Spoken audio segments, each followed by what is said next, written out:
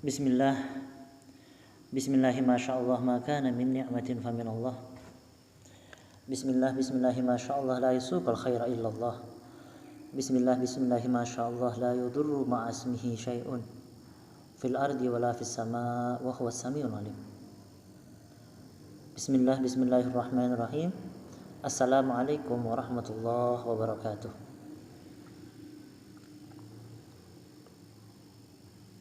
Pertama-tama, marilah kita panjatkan kesyukuran kita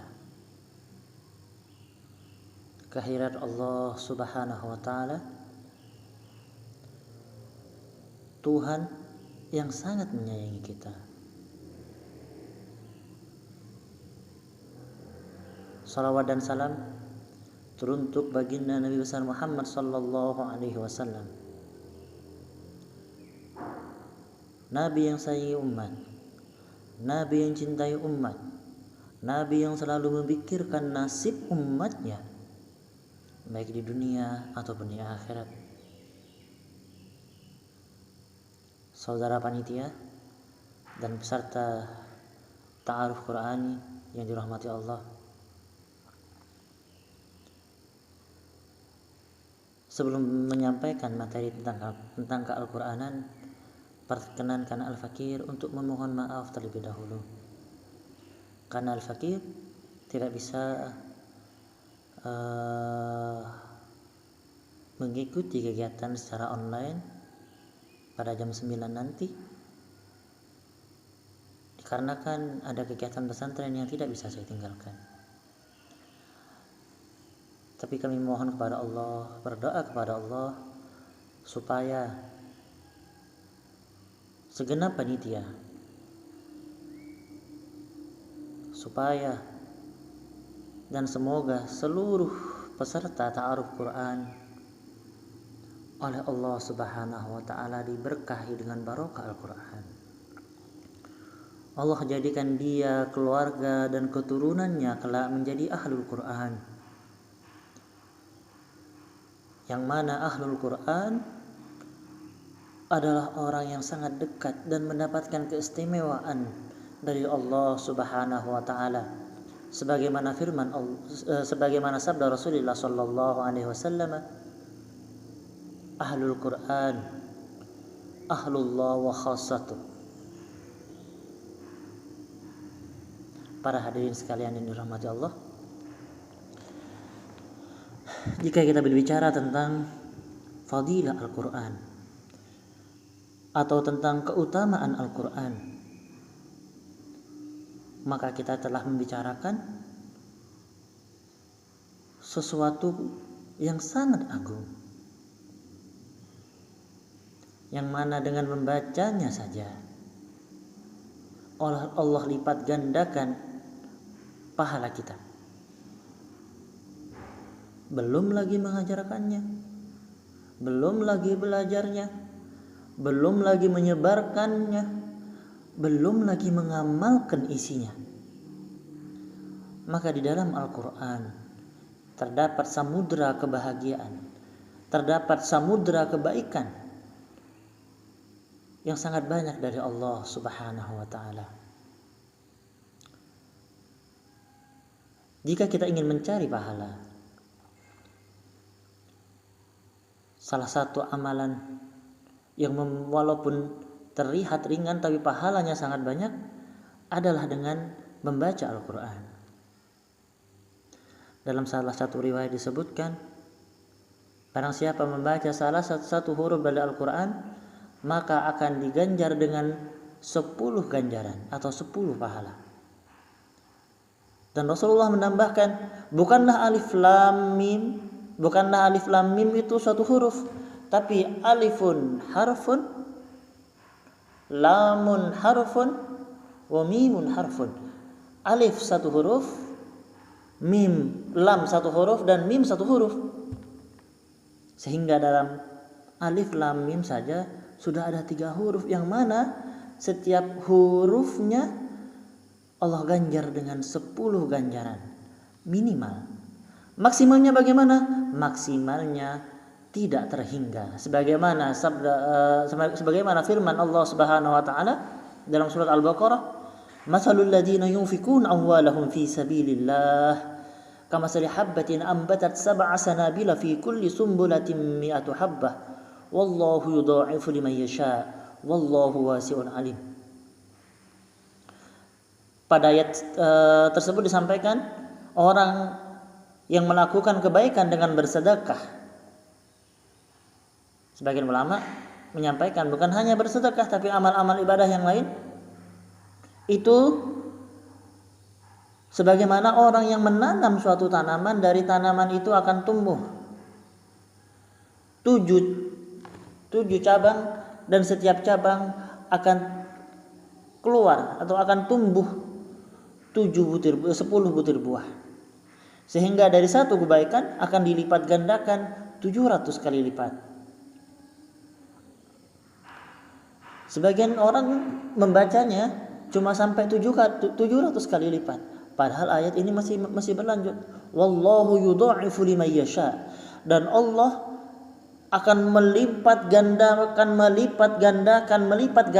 pahala sesuai dengan yang Allah inginkan. Tidak terbatas 700, tidak terbatas 10, tidak terbatas 70, tidak terbatas 700.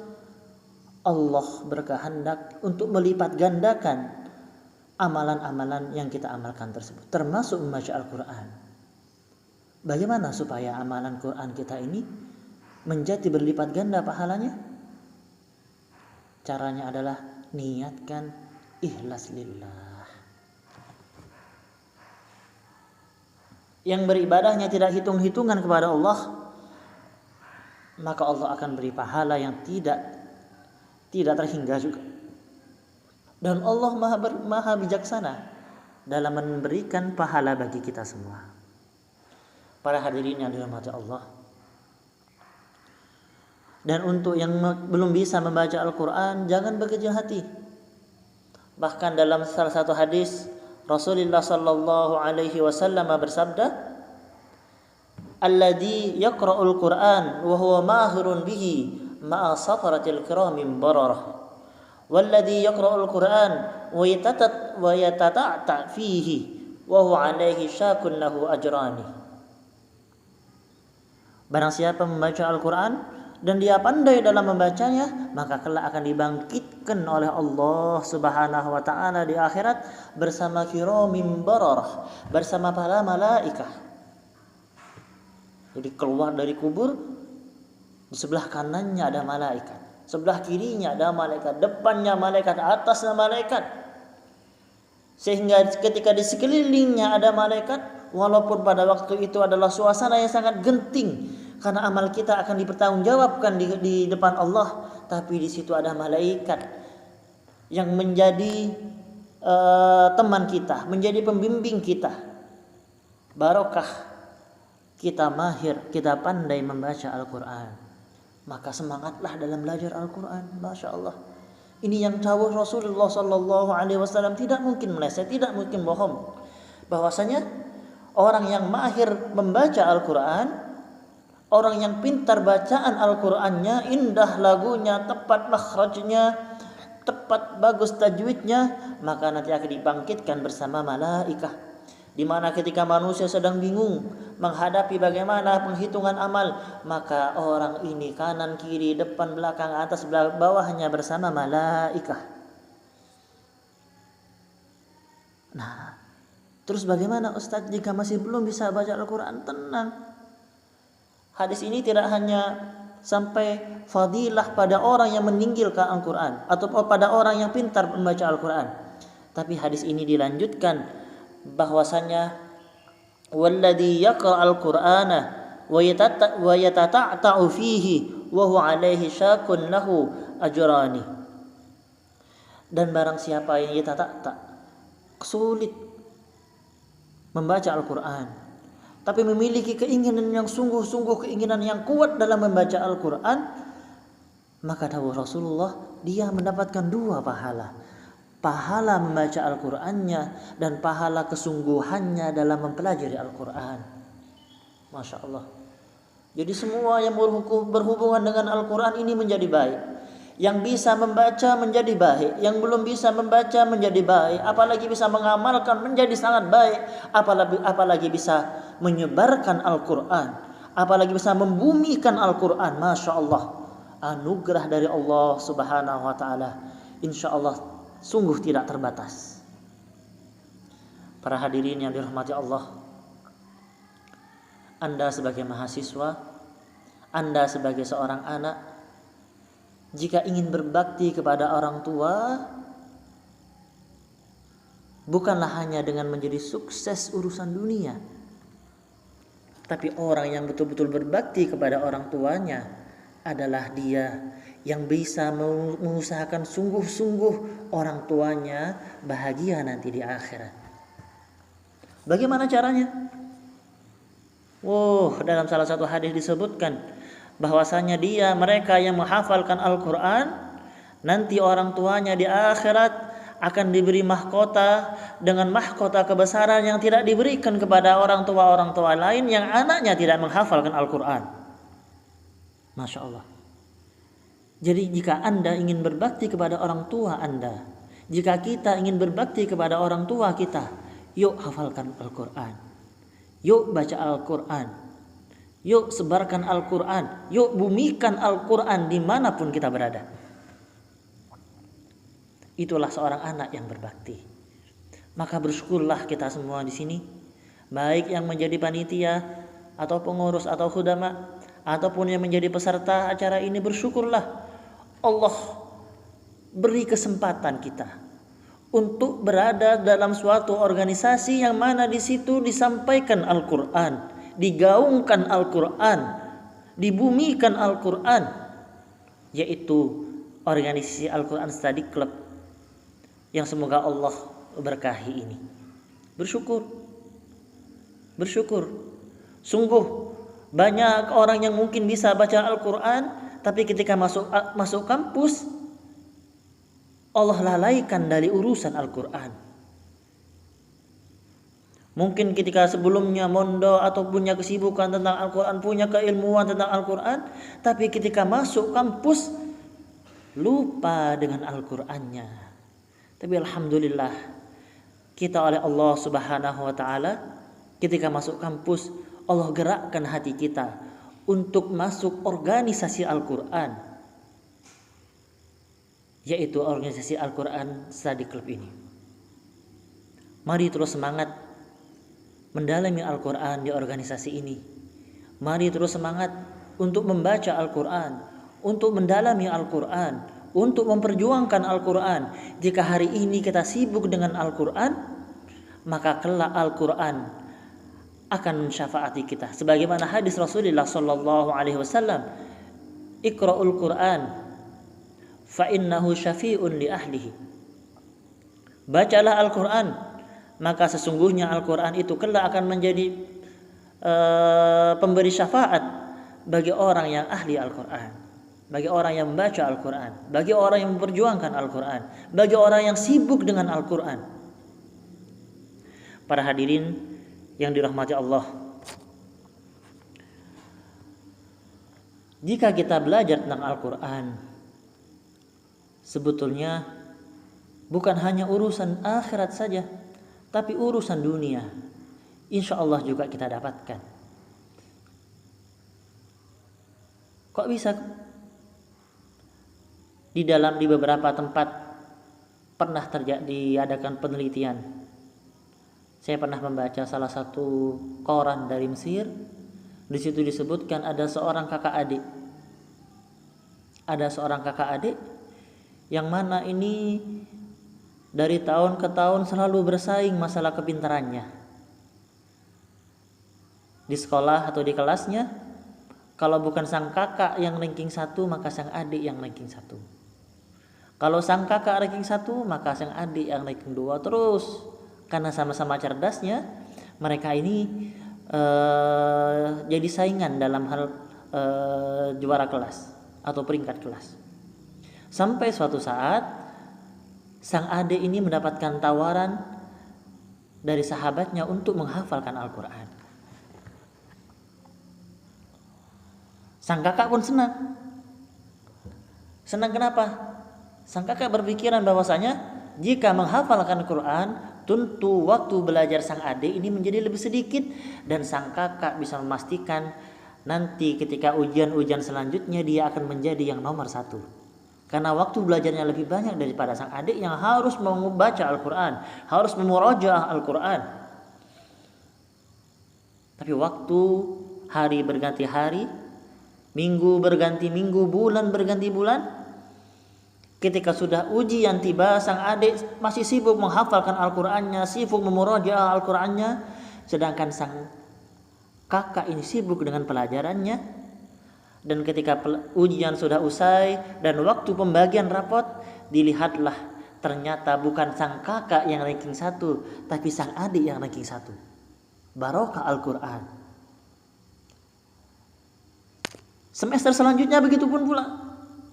Jika pada sebelumnya saingan, kalau bukan kakak yang ranking 1 adik, semester selanjutnya adik yang ranking 1, ranking 2-nya kakak. Tapi setelah sang adik mulai menghafalkan Al-Quran, istiqomah sang adik jadi ranking 1. Barokah Al-Quran. Barokah Al-Quran, barokah Al-Quran. Jadi Allah Maha bisa melakukan sesuatu. Allah Maha bisa memberi anugerah keberkahan bagi hamba yang ia cintai. Dan salah satu cara mendapatkan cinta dari Allah adalah dengan Al-Quran. Bagaimana tidak? Al-Quran ini perkataan Allah, kalamullah.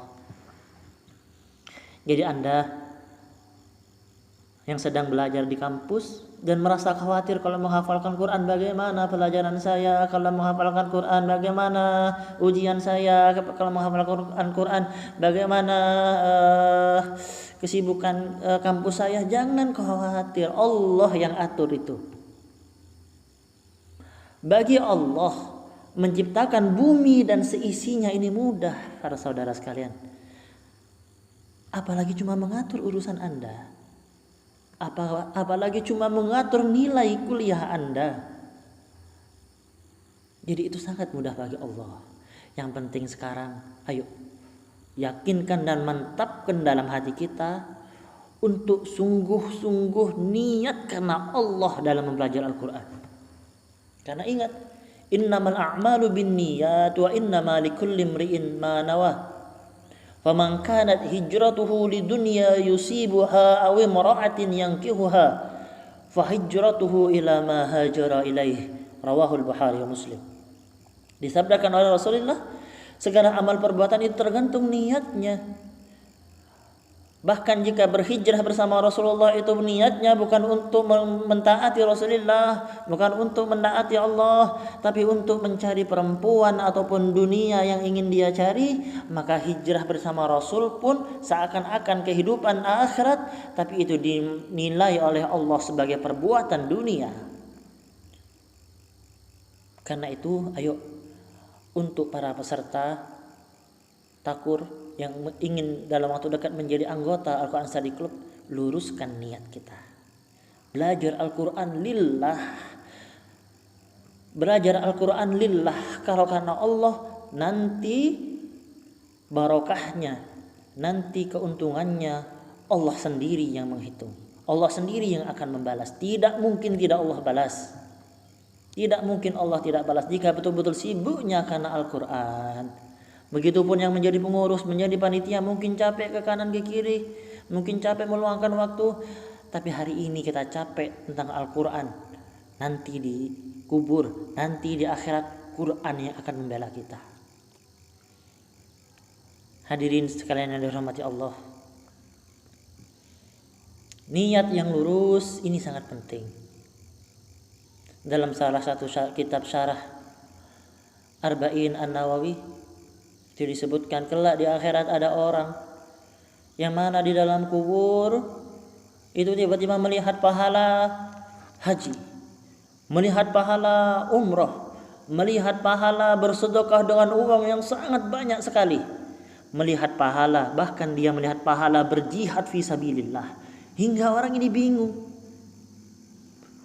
dan bertanya kepada Allah, "Ya Allah, bagaimana saya ini kok dapat pahala berjihad fi sabilillah? Jangankan saya berjihad ya Allah, saya keluar ke medan perang saja tidak pernah ya Allah.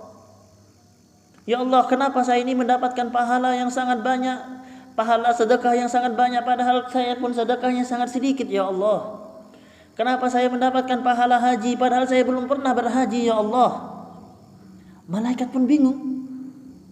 Kenapa? Karena ini tidak ada catatan di dalam catatan malaikat. Kalau dia pernah berhaji, dia pernah berjihad, dia pernah bersedekah dengan uang yang sangat banyak. Allah menjawab, "Iya, engkau memang tidak pernah melakukan itu semuanya. Engkau belum pernah berhaji, engkau belum pernah berjihad fi sabilillah, engkau belum pernah bersedekah dengan uang yang sangat banyak, tapi ketahuilah engkau pernah berniat untuk melakukan itu semuanya." Maka disampaikan niatnya seorang mukmin itu lebih utama daripada amalnya. Kalau amal ada kecenderungan sombong, riya, sum'ah, tapi kalau niat cuma niat, insya Allah tidak ada kesombongan di dalamnya. Insya Allah lebih aman daripada kesombongan di dalamnya. Karena itu ayo, yang baru masuk ke Al-Quran Study Club ini, niatkan betul-betul karena Allah, betul-betul karena Allah. Apa bentuk niat yang sungguh-sungguh itu? Bentuk niat yang sungguh-sungguh itu adalah betul-betul berasal dari hati kita, betul-betul berasal dari keinginan kita, dan betul-betul terwujud, terbukti dalam aktivitas kita. Orang yang berniat sholat tentunya wudhu dulu. Orang yang berniat sholat tentunya mengambil sajadahnya, menghadapkan dirinya ke kiblat dan mengangkat tangannya, Allahu Akbar. Itu orang yang niat sholat. Bukan saya berniat sholat tidur-tiduran, duduk-dudukan, main WA-WAan. Itu ya niat, tapi bukan niat yang sungguh-sungguh yang nanti dicatat pahalanya oleh Allah. Tapi kalau Anda betul-betul niat yang berasal dari dalam hati, adalah niat yang diwujudkan dengan keseriusan di dalam sanubari Anda dan diwujudkan dalam tingkah laku keseharian Anda.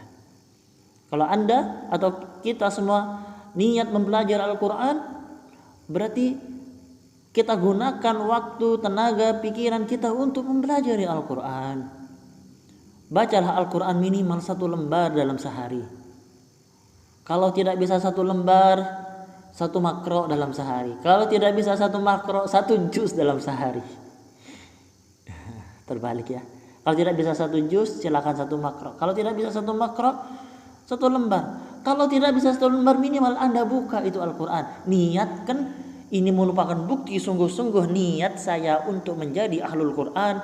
Yang menjadi ahlul Quran ini adalah orang khusus menurut Allah Subhanahu wa ta'ala. Para hadirin sekalian yang dirahmati Allah,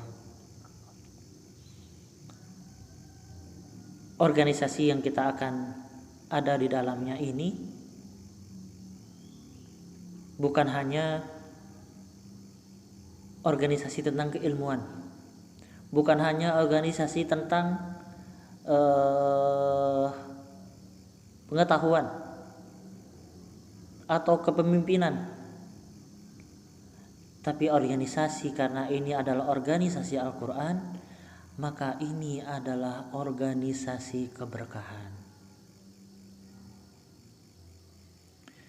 Maka jika di IPA itu ada yang namanya ilmu biologi,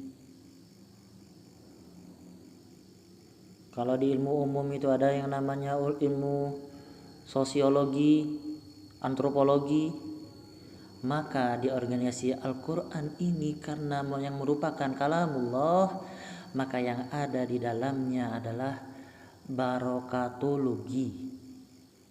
Ada berkah di dalam itu.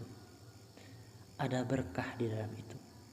Karena yang kita pelajari adalah Al-Quran. Yang kita pelajari adalah Al-Quran. Yang kita pelajari, yang kita perjuangkan adalah Al-Quran. Semoga kita oleh Allah Subhanahu wa ta'ala diberi taufik dan inayah untuk terus bersama Al-Quran sampai tiba waktunya ruh keluar dari jasad kita,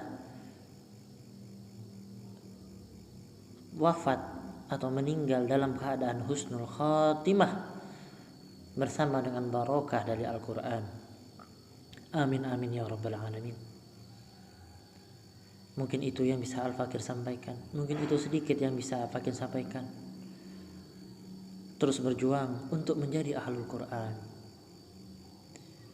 Jika untuk mendapatkan dunia saja kita harus kerja keras habis-habisan, masa untuk mendapatkan ridha Allah, untuk mendapatkan barokah yang sangat banyak, untuk mendapatkan syafaat dari Al-Quran, kita tidak mau usaha habis-habisan juga. Sedangkan perbandingan dunia dengan akhirat adalah sangat jauh. Bagaimana tidak jauh? Kehidupan di dunia ini jika diibaratkan mungkin paling lamanya 80 tahun lah. Dan sabda Rasulullah, usia umatku ini antara 60 sampai 70 tahun. Jadi kalau usia kita 80 tahun kita sudah dapat bonus dari Allah Subhanahu wa taala. 80 tahun dibandingkan dengan akhirat yang jutaan tahun. Mana mungkin seimbang? Sedangkan urusan Quran adalah urusan dunia dan akhirat. Maka ayo kita sungguh-sungguhlah dalam mempelajari Al-Quran, dalam memperjuangkan Al-Quran, dalam mengamalkan Al-Quran. Dan ingat, niatnya hanya untuk Allah Subhanahu wa ta'ala. Hanya untuk Allah Subhanahu wa ta'ala. Sebelum Al-Fakir tutup, untuk menjadi penyempurna usaha Anda menghafalkan Al-Quran, perbanyak juga sholawat kepada baginda Nabi besar Muhammad sallallahu alaihi wasallam. Perbanyak juga sholawat kepada baginda Nabi besar Muhammad sallallahu alaihi wasallam. Allahumma shalli wa sallim barik alaihi. Dengan membaca sholawat, Allah beri kesemangatan kita lebih untuk melakukan kebaikan. Di antaranya adalah membaca Al-Quran, mempelajari Al-Quran, menghafal Al-Quran. Yuk jadi mahasiswa terbaik dengan menjadi ahlul Quran. Yuk jadi anak yang berbakti dengan menghafalkan, dengan mengamalkan, dengan mempelajari Al-Quran. Ihdinas siratal mustaqim. Summa assalamu alaikum warahmatullahi wabarakatuh.